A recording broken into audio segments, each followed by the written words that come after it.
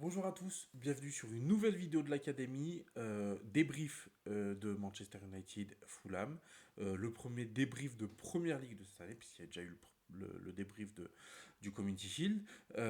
Donc voilà, la Première Ligue, c'est parti, on a ouvert le bal contre Fulham, euh, un match qu'on a gagné 1-0 sur un but du nouveau Joshua Zirkzee. On va en parler dans cette vidéo. Comme vous pouvez constater, je suis tout seul. Bon, bah, voilà, on va essayer ce format-là de débrief tout seul. C'est pas un format qui aura vocation à être la norme, parce que j'aime quand même pouvoir échanger. Je trouve que les idées émergent à ce moment-là, mais n'empêche que ben, je me donne le droit de temps en temps de faire le petit débrief tout seul. Donc n'hésitez pas à me faire des commentaires, à me dire ce que vous en avez pensé. Est-ce que c'est un format qui vous plaît? Est-ce que c'est un format qui vous plaît pas? Est-ce que ça doit rester exceptionnel? Est-ce que vous aimez spécialement ça? Enfin voilà, donnez-moi votre avis. Euh, Évidemment, vous pouvez aussi liker et commenter. Commenter, c'est déjà fait, mais vous pouvez aussi liker et vous abonner à la chaîne. Il était dur celui-là. Euh, voilà, donc on va pouvoir commencer, maintenant que tout cela a été dit, on va pouvoir commencer le débrief du match entre Manchester United et Fulham. C'est parti.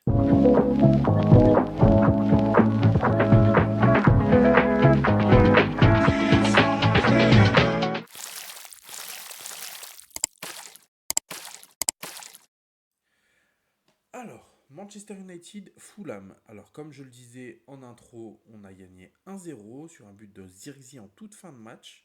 Euh, le match a commencé de manière assez bizarre, puisque Manchester United avait le ballon, pas quelque chose qu'on a forcément l'habitude de voir. Manchester United avait le ballon et multipliait, je trouve, les approximations.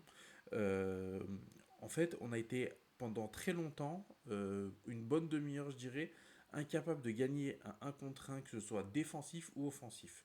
Rashford n'arrivait pas à battre ses vis-à-vis par la vitesse. Lisandro Martinez s'est fait un petit peu malmener une fois par Adama Traoré, ce qui ne lui ressemble pas non plus. Donc voilà, c'était un début de match assez difficile. Et petit à petit, Manchester United a pris la mesure de son adversaire et a été capable de leur poser de réels problèmes. Voilà, on a été capable de rectifier la mire. Et voilà, les combinaisons se sont faites de plus en plus intéressantes, de plus en plus spontanées. On a l'impression qu'ils arrivaient de mieux en mieux à lire le jeu de leurs coéquipiers, ce qu'ils en attendaient. Et du coup, bah, le jeu s'en est ressenti et on a eu de plus en plus d'occasions. N'empêche que même si on a eu de plus en plus d'occasions, il restait un problème, c'était la justesse devant les cages. Puisque, comme je le disais, au début du match, on a été très maladroit euh, sur le terrain. On a raté des passes faciles, des combinaisons faciles. Euh, des fois, les gars, tu sentais que Ten Hag avait réussi, je trouve qu'il a réussi son approche.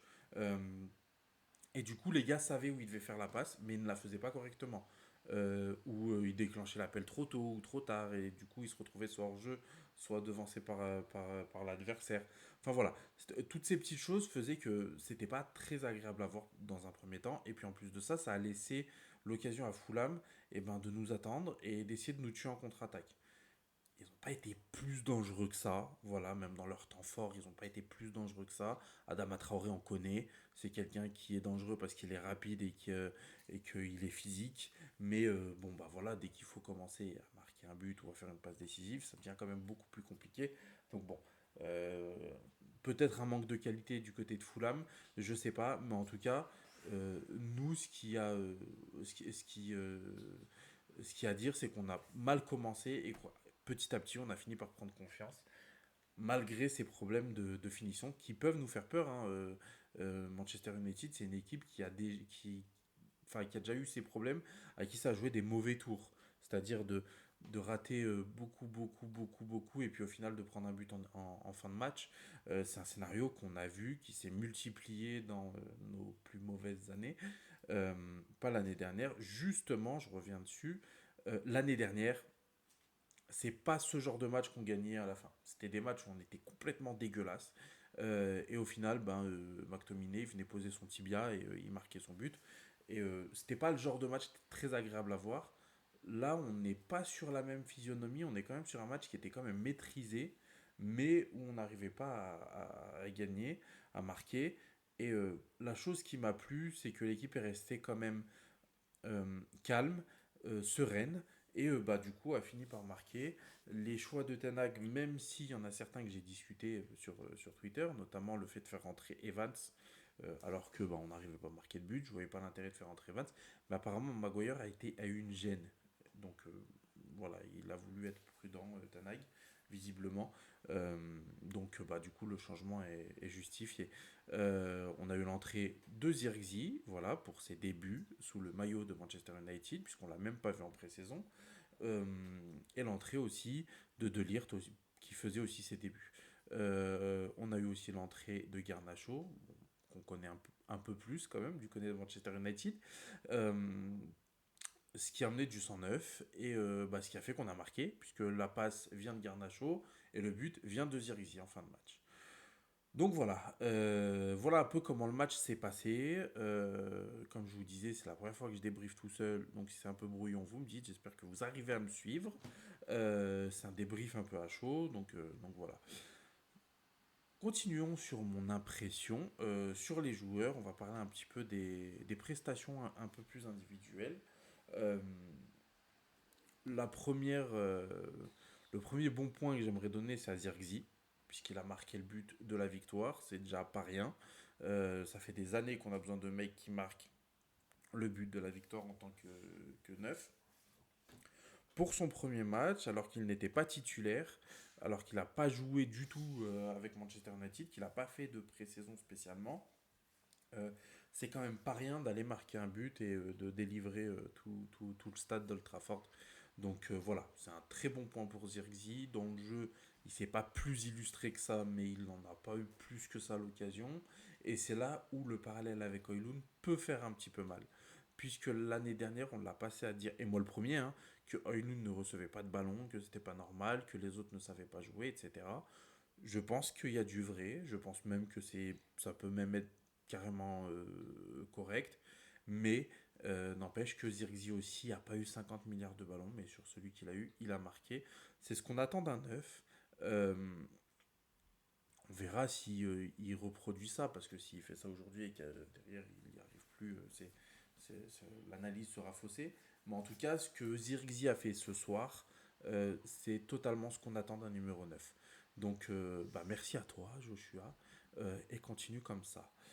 La deuxième mention honorable que j'aimerais donner, c'est à Mazraoui, puisque Mazraoui fait un match excellent. Pareil, il n'a pas de pré-saison, il signe il y a 2 3 jours, et puis il nous fait un match excellent.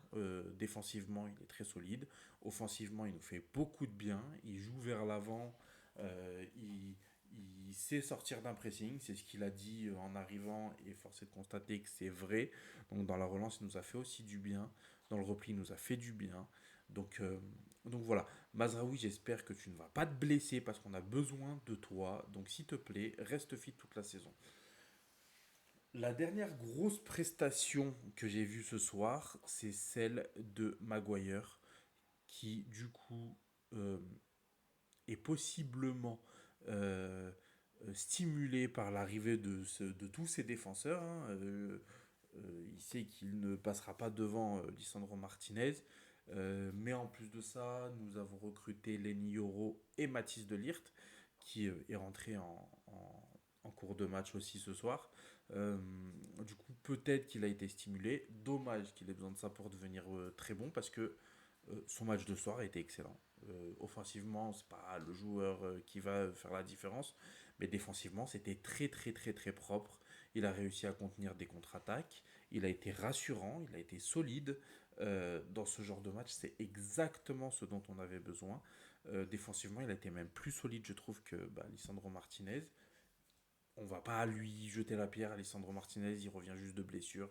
Donc bon, est-ce qu'on peut lui en vouloir de ne pas être tout de suite le meilleur défenseur du monde qu'il est pour moi? Non, on va pas lui en vouloir. Mais voilà, en tout cas, Maguire, c'est un match très sérieux de sa part. Euh, J'espère que ça changera rien et qu'on le verra pas. Voilà. On a fait 2 ans avec lui qui était pas bon tout le temps. Bon, enfin, voilà, j'ai pas envie de le réhabiliter comme ça. Mais merci pour ce match quand même. Passons du coup au moins positif, voire au négatif. Pour moi, il y a deux joueurs qui se sont illustrés par excusez-moi, dans les bonnes prestations, il y a aussi celle de Hamad qui n'a pas été flamboyant, mais qui je trouve a quelque chose. Euh, il a le ballon lui reste dans les pieds. C'est un peu comme Mainou, tu vois, il a le ballon qui lui reste dans les pieds. T'as l'impression que c'est facile, t'as même pas l'impression qu'il tape le ballon quand il veut la passer ou tirer. Enfin, c'est d'une facilité. Moi, j'adore ça. C'est très agréable à voir. C'est un des seuls joueurs qui a essayé de transpercer la défense par des dribbles ou des accélérations en début de match. Voilà, j'espère qu'Amad continuera d'être titulaire à droite. Voilà. Passons au mauvais, comme je disais. Pour moi, il y a deux joueurs qui se sont illustrés. Il n'y en a pas plus que ça. Les autres ont été bons, corrects, voilà, enfin voilà, rien de notable. Le premier, c'est Mason Mount. Mason Mount, dans le pressing, il a été très intéressant. Il a beaucoup pressé, il a pu les mettre en difficulté à certains moments aussi par son pressing, mais dans le jeu, c'était le néant. Enfin voilà, c'était le néant. Il n'a pas été capable de créer, il n'a pas été capable de trouver la bonne passe, il n'a pas été capable de combiner avec ses coéquipiers. Enfin, vraiment, il ne nous a pas servi à grand chose dans la construction, quoi. Mason Mount, encore une fois, je le répète, je l'ai déjà dit sur la chaîne de French PL, euh, il a fait toute une saison sans jouer, il a peut-être besoin de monter en puissance, mais pour l'instant, c'est pas fou. Donc voilà, bon. Passons à la dernière prestation qui m'a un peu déplu. Et ça me fait mal de dire puisque c'est le joueur que je préfère à Manchester United. Mais c'est Bruno Fernandes qui n'a pas été bon du tout. Parce que pour moi, alors évidemment que si d'autres joueurs font cette prestation, on va dire que c'est correct.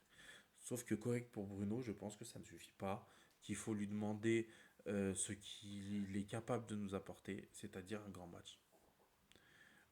Bien évidemment, comment dire, petite circonstance atténuante, il a joué en 9,5 et c'est pas un 9,5. Je l'ai demandé en tant que 9,5 et je pense qu'il a quand même fait du meilleur boulot que si Sancho avait été à sa place. Mais voilà, n'empêche qu'il a raté des occasions pas si difficiles. Je trouve que les frappes qu'il a faites n'étaient pas bonnes. C'était soit sur le gardien, soit au-dessus. Enfin voilà, c'était jamais vraiment dangereux. Dans la construction, il a eu son utilité, hein. Sur le but de Zirkzee, c'est lui qui fait le changement pour Garnacho et qui va après ensuite la donner à Zirkzee. Donc il a, il a des phases intéressantes, mais pour Bruno Fernandes, je pense qu'on peut demander mieux. Euh, et en tout cas, moi, j'en attends plus de lui.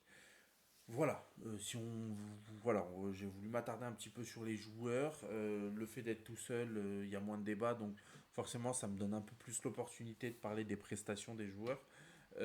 En tout cas, euh, moi, c'est une prestation qui m'a plu parce que c'est des matchs qu'on a pu se rendre agréables à regarder. Enfin voilà, je veux dire, l'année dernière, c'était vraiment des bouillies de foot. Il se passait rien. On avait le ballon, on n'essayait rien, on faisait pas circuler le ballon, on n'était pas proactif, comme disait Ten Hag à l'époque. Mais aujourd'hui, c'est quand même passé quelque chose dans la construction, dans les schémas de passe, dans les intentions, psychologiquement même, où on a été plus patient. Voilà, c'est pas le genre de match qu'on a vu la saison dernière. Les matchs couperés qu'on gagnait, c'était des matchs où en général on ne méritait pas de gagner. Voilà, c'est un match positif pour moi, c'est un match de reprise. On n'a que le Community Shield dans les jambes et encore il y avait pas mal de jeunes et on jouait contre l'équipe C de Manchester City. Donc est-ce que c'était vraiment un vrai match compétitif? Je sais pas. On va peut-être attendre enfin voilà 5 matchs avant de commencer à vraiment tirer de réelles conclusions, que ce soit en bien ou en mal. Euh, Toujours est-il que moi, ce que j'ai vu aujourd'hui, ça m'a plu autant dans le jeu. J'ai dit que cette année, ça allait être ma préoccupation principale, le jeu qu'on met en place. Est-ce que les idées du coach réussissent à être retranscrits sur le terrain. Aujourd'hui, j'ai l'impression que oui. Même ces changements que j'ai pas trouvé incroyables au début, ils ont eu une pertinence. Donc bah voilà, écoutez, qu'on continue comme ça, c'est beaucoup plus encourageant que le match de l'année dernière contre Wolverhampton, où c'est bah, justement Varane qui va mettre un but en fin de match dans un match où on a été complètement dégueulasse et inoffensif. C'est pas du tout ce genre de match, c'est une équipe qui est un peu plus rodée, un projet qui est un peu plus avancé. Donc voilà, j'espère revoir ça la semaine prochaine. Et puis surtout voir encore une victoire. Voilà, en ce qui concerne la chaîne, vous avez rendez-vous avec le PL Tour parce qu'il nous reste encore 3 vidéos, je crois. Je sais qu'Arsenal, Liverpool, Tottenham n'ont pas été envoyés. City s'est tourné, mais ça n'a pas été envoyé encore. Il reste 4 vidéos du coup. Arsenal, City s'est tourné. Il nous reste à tourner Tottenham et Liverpool. Mais dans tous les cas, d'ici dimanche, on devrait envoyer Tottenham. Lundi, Arsenal. Non, lundi Liverpool, mardi Arsenal, mercredi City. D'ici mercredi, normalement, le PL Tour sera enfin terminé. On aura réussi à faire notre tour de PL. Malheureusement pas avant le début de la saison de Première Ligue, mais n'empêche qu'on n'aura eu qu'une petite semaine de retard. Vu le travail colossal que ça nous a demandé, c'est quand même pas mal. Donc je crois qu'on a été assez complet. Je vais vous demander un petit peu d'indulgence puisque c'est le premier débrief que je fais tout seul. C'est un débrief à chaud que j'ai pas préparé, j'ai pas forcément écrit les points que je voulais aborder, etc. Donc voilà, si c'est un peu brouillon, n'hésitez pas à me le dire. Quand je vous dis indulgence, ça veut pas dire qu'il faut pas me le dire. Au contraire, je veux bien savoir si c'était plus le bazar dans ma tête que en vidéo. Mais voilà, je cherche toujours à m'améliorer, surtout quand je suis tout seul. Donc voilà, j'attends votre retour. On se retrouve très vite du coup pour le PL Tour comme je disais. À très bientôt.